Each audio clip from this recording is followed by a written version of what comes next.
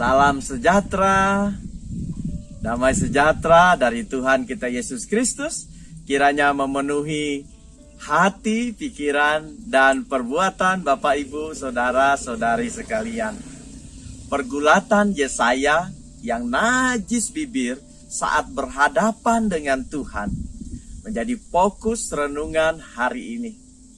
Saya persilakan Bapak, Ibu, Saudara-saudari membaca Yesaya 6 ayat 1-8 secara seksama.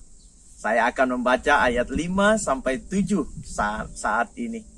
Begini bunyi firman Tuhan. Lalu kataku, celakalah aku binasa, sebab aku ini seorang yang najis bibir, dan aku tinggal di tengah-tengah bangsa yang najis bibir. Namun mataku telah melihat Sang Raja, yakni Tuhan semesta alam. Tetapi seorang daripada serafim itu terbang mendapatkan aku. Di tangannya ada bara yang diambilnya dengan sapit dari atas mezbah. Ia menyentuhkannya ke mulutku serta berkata, lihat, ini aku menyentuh bibirmu, maka kesalahanmu telah dihapus dan dosamu telah diampuni. Demikian firman Tuhan. Yang berbahagia adalah setiap orang yang mendengarkan firman Tuhan dan yang memeliharanya. Amin.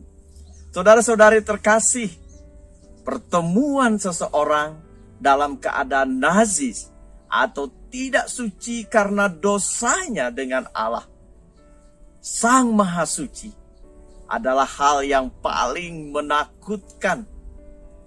Ini bisa berarti akan menerima hukuman atau kematian. Inilah keadaan yang ditakuti juga oleh Yesaya. Dia merasa karena dosanya dia pasti celaka, pasti binasa bila berhadapan dengan Allah dalam kondisinya yang sedang najis atau berdosa dan juga tinggal di antara orang yang berdosa itu.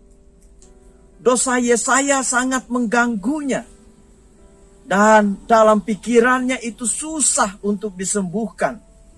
Yakni najis bibir atau bibir yang selalu mengucapkan sesuatu yang berdosa dalam pandangan Allah. Yesaya beruntung mendapat anugerah Tuhan. Dia tidak dihukum. Bibir najisnya disucikan Allah dengan bara, simbol pemurnian. Sehingga dosa dan kesalahannya diampuni. Kini Yesaya layak bertemu dengan Tuhan dan dapat juga menyerukan, kudus, kudus, kuduslah Tuhan.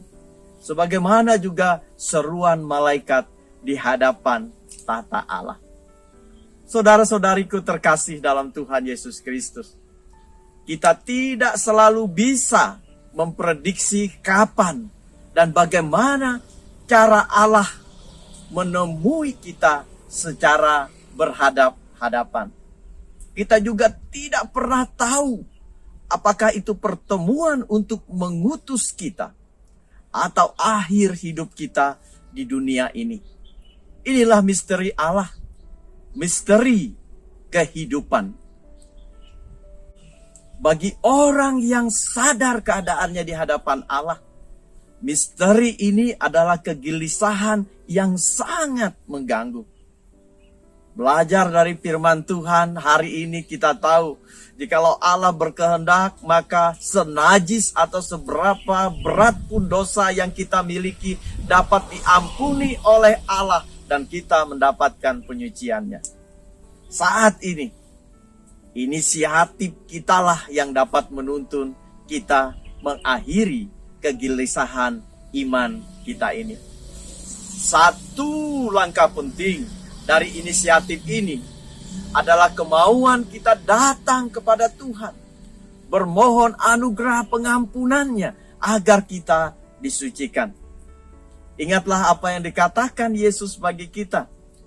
Matius 7 ayat 8 mengatakan, karena setiap orang yang meminta menerima, dan setiap orang yang mencari mendapatkan, dan setiap orang yang mengetok pintunya dibukakan.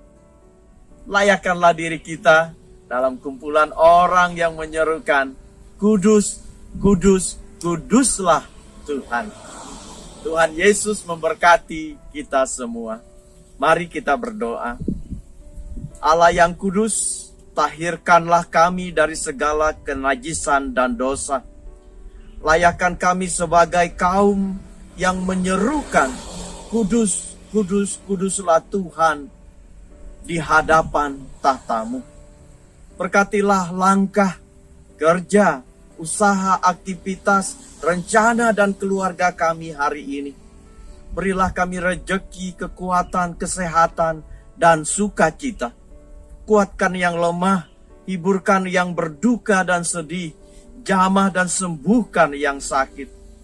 Beri kami kemurnian hati untuk mengikuti-Mu. Dalam nama Tuhan Yesus Kristus kami berdoa. Amin. Salam.